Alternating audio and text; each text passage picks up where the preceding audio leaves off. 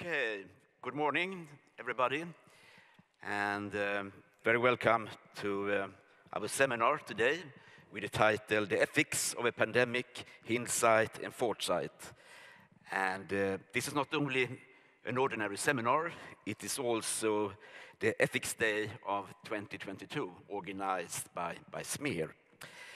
My name is Sven-Eric Söder, and I'm the chair of the Swedish National Council on Medical Ethics, and that is a position I have held since November last year. And for those who don't know, the council was established already back in 1985, and our purpose is to be an advisory committee or an advisory board to the Swedish government, but also to the parliament on issues related to biomedicine or medical ethics. But the theme of the seminar today is about the pandemic and lessons learned from the pandemic. And I think all of you can agree that I think all of us was a little bit surprised when the pandemic broke out 2.5 years ago. I can still remember for myself when I was in the office of my former workplace, and we decided to introduce work on distance. That was in the beginning or in the middle of March, and we said, all right, we see each other after Easter. And that was the mood, the mindset in society, because that was not the case, as we all, I think, learned the hard way. And the pandemic also forced our societies to really make difficult decisions and choices. And many countries shut down large parts of society and also restricted the movements of their citizens. And I think it's fair to say that COVID-19, the pandemic, affected really many aspects, different aspects of daily life, and led also to dramatic loss, unfortunately, of human life.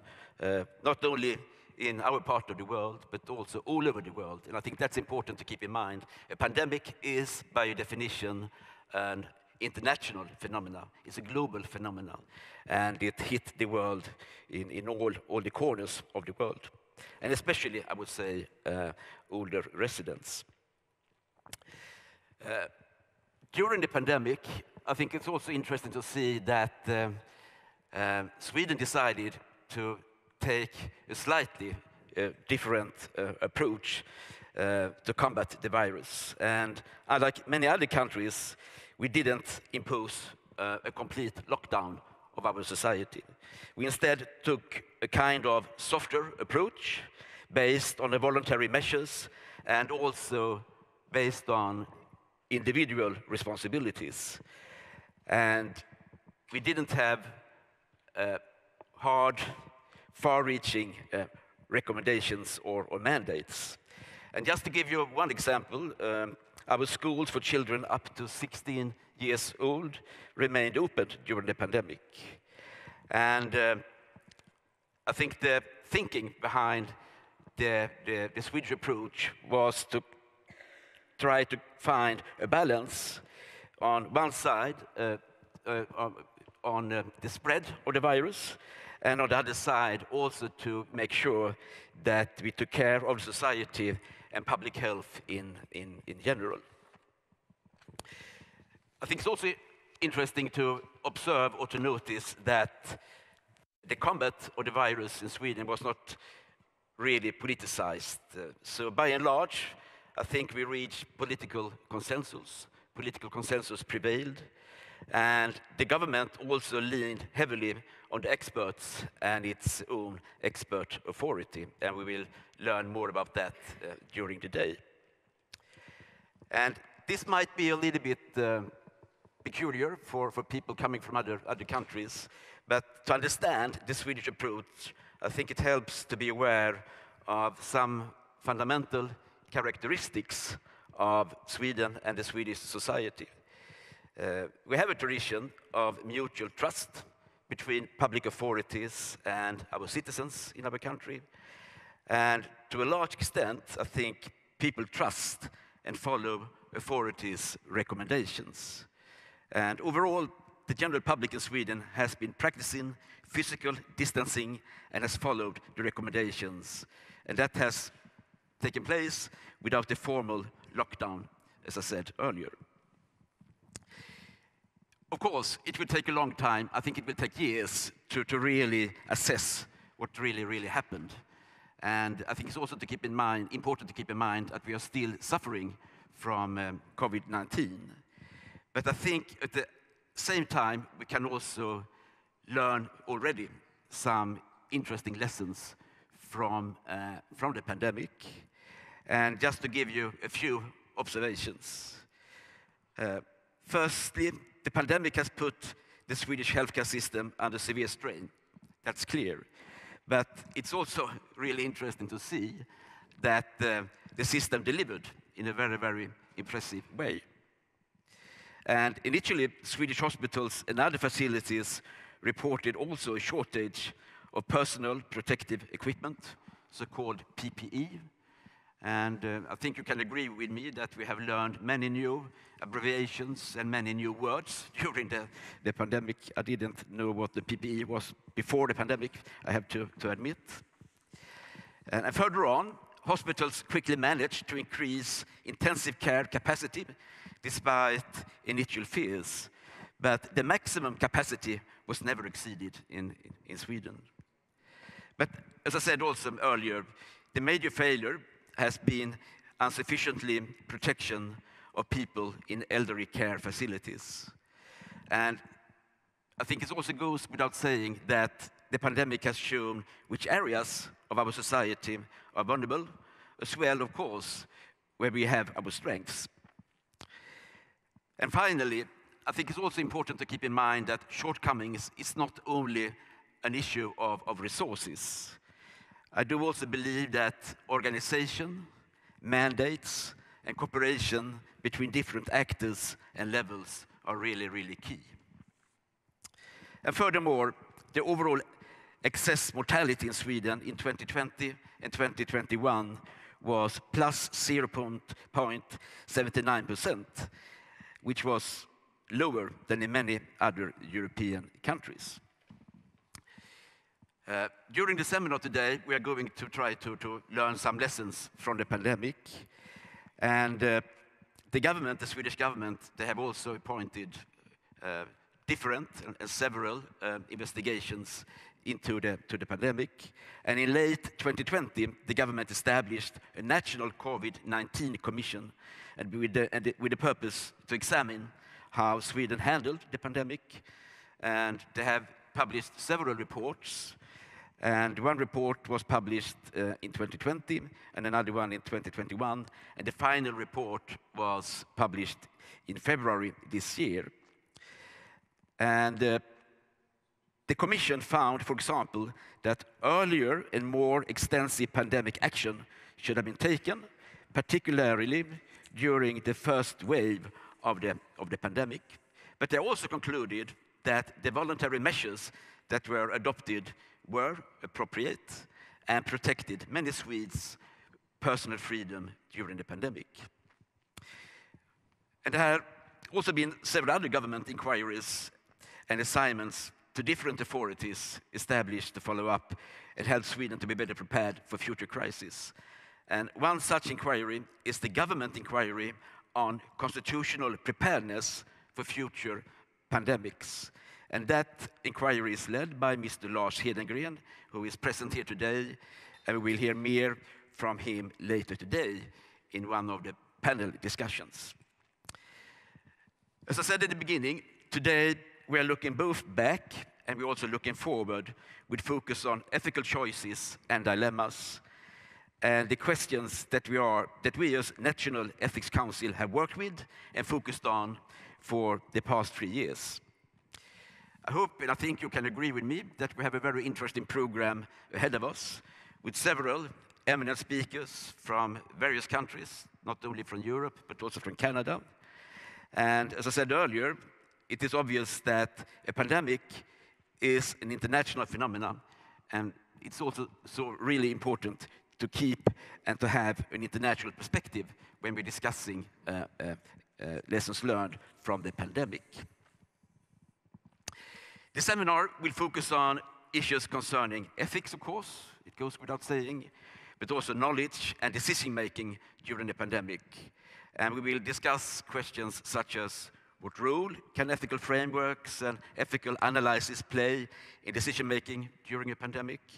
Another question is, what can we learn from the pandemic to ensure that next time around we use the responses that were effective this time? And of course, how can we avoid those that weren't? Another question is, how did Sweden and other countries deal with the many difficult ethical choices that we faced during the COVID-19 pandemic? And finally, how were the ethical dilemmas that were highlighted by different decision makers, and how was it dealt with? Was ethical expertise, for example, included in the decision-making processes? So personally, I'm really looking forward to having the honor to moderate this interesting day and hearing from our speakers, but also, of course, having the possibility to take questions from you and to have a discussion together with all of you. I'm also pleased that I have two eminent co-chairs today.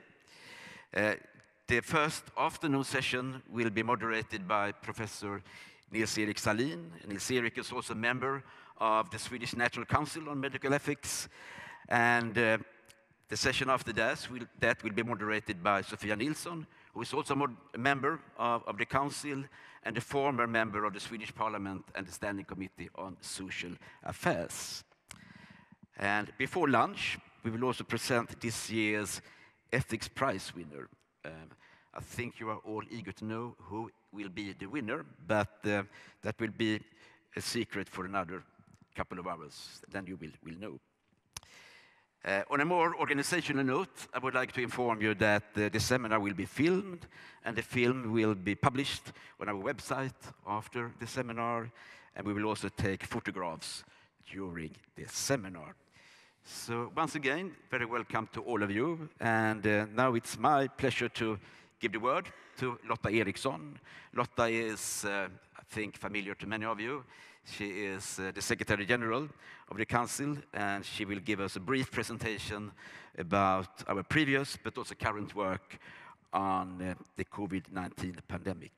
So once again, very welcome, and the floor is yours, Lotta.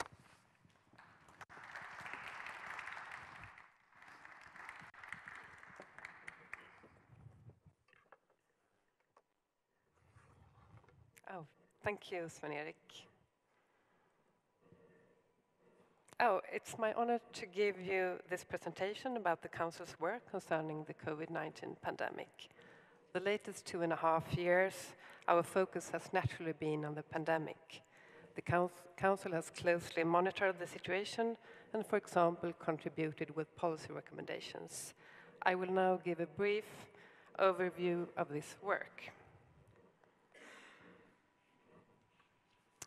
At the start of the pandemic, concerns were expressed that Swedish hospitals wouldn't have enough capacity to treat all who could become ill, especially regarding those in need of intensive care. So the Council immediately started discussions concerning priority setting in intensive care units under extraordinary conditions. We were proactive and contacted the National Board of Healthcare to ensure the Council would be consulted concerning the development of the priority setting guidelines. The Council gave comments on drafts of guidelines priority setting in intensive care, and later the Council also gave comments on a second document concerning resource allocation.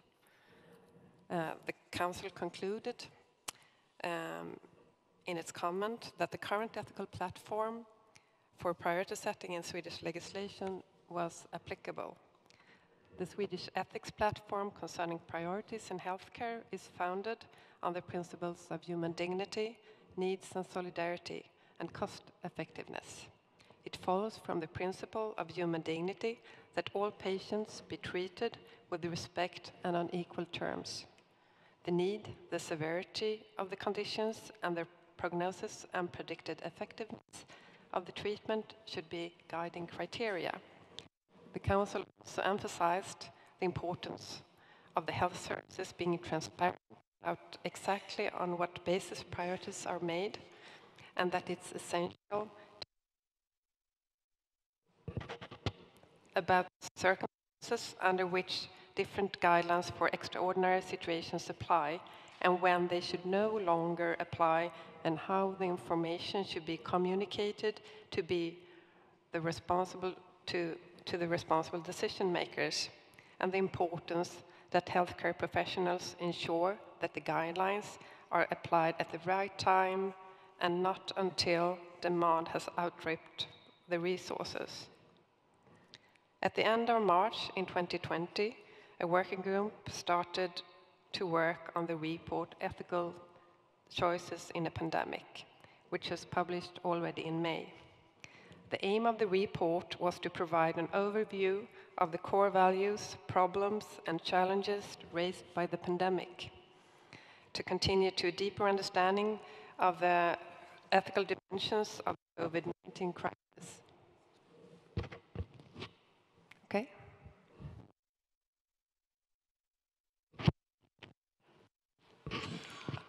I have some problem with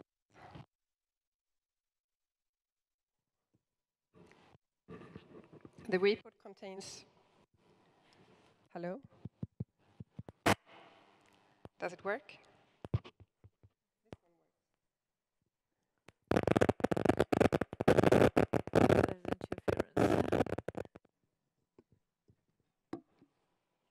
Try this one again? Yeah. Okay.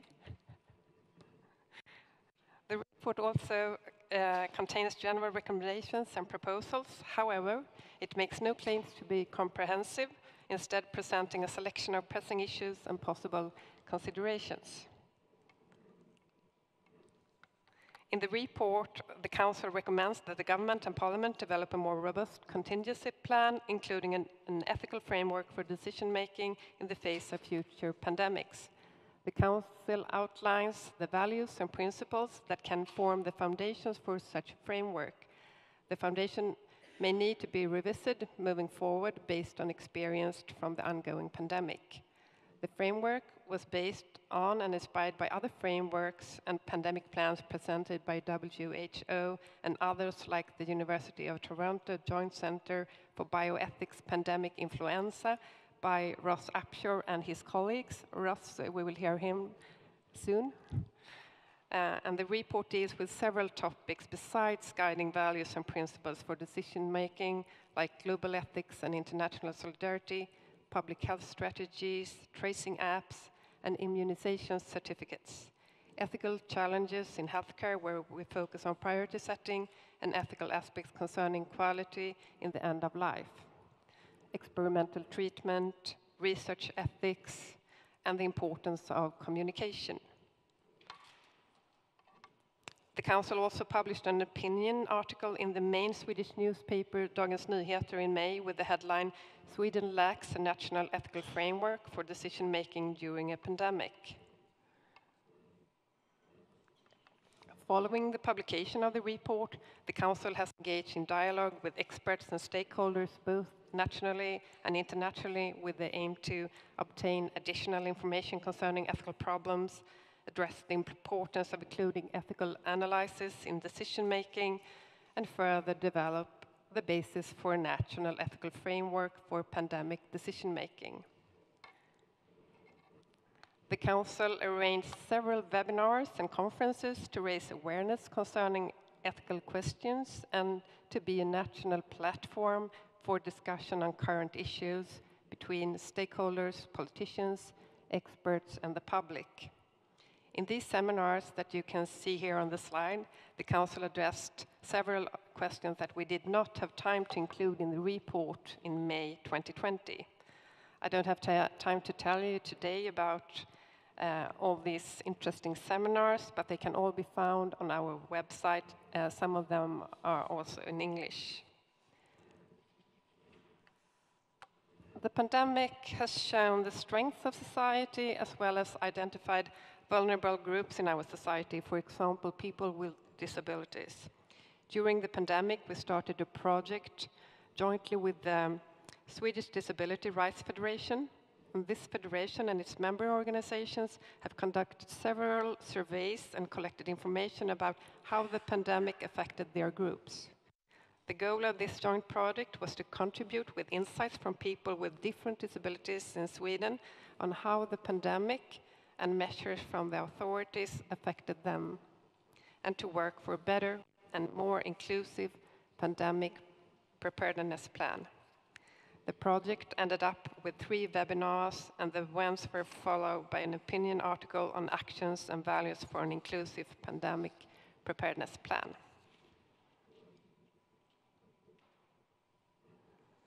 In December 2020, we were contacted by the Public Health Agency concerning priority setting for vaccination.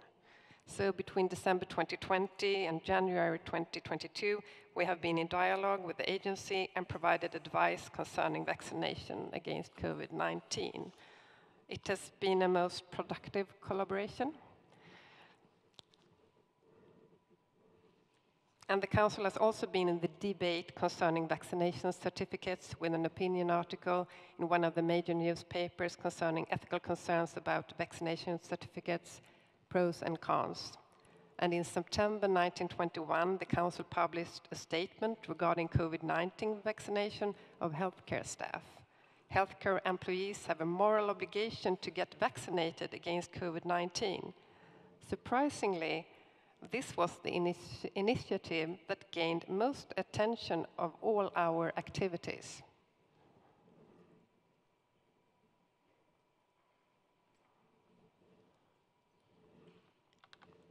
Well, what about current work? Well, today's conference, the Council decided to arrange this conference to assemble experts from different parts of the world to wrap up our work on the pandemic. Several of the speakers today will contribute to our forthcoming anthology that we're working on, and it will be published next year. And the Council plans to summarize Smer's activities and insights during the pandemic in a forthcoming opinion or report, also to be published next year. So in conclusion, the Swedish Ethics Council has given advice to stakeholders at different levels of society, to the parliament, the government, to regions, authorities, experts, and healthcare professionals. It has also served as a platform for communication between politicians, experts, healthcare professionals, interest groups, and the public. Thank you for your time.